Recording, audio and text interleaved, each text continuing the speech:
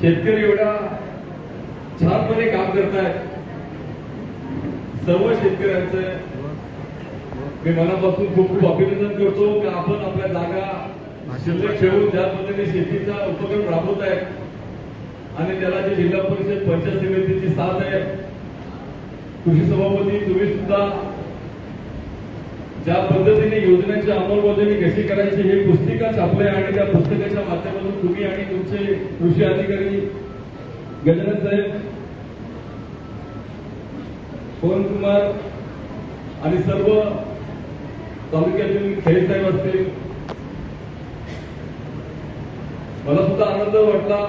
मी कार्यक्रम पाहून की एवढी उपस्थिती कोल्हापूर तालुक्यातील शेतकऱ्यांची, सर्व शेतकऱ्यांचे मी मनापासून खूप खूप अभिनंदन करतो।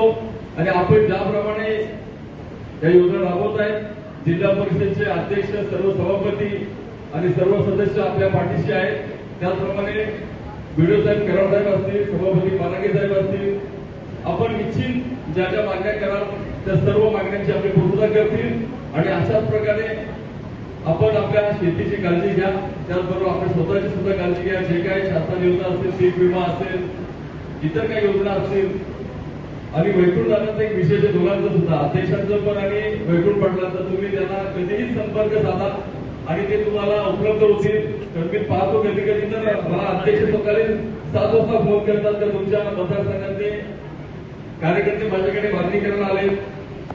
वैकुंठ दादा तसं ते शेतकऱ्यांच्या बाबतीमध्ये महाड, मानगाव, पोलादपूर ज्या ठिकाणी मला असं वाटतं कुठल्या सभापती कधी गेले नसतील, आपण त्या ठिकाणी पोहोचता। तुमच्या सर्वांचे कोल्हापूर तालुक्यामध्ये आणि शेतकऱ्यांच्या वतीने मी तुमचे खूप खूप अभिनंदन करतो। आम्हाला बोलून जो काय या ठिकाणी छोटे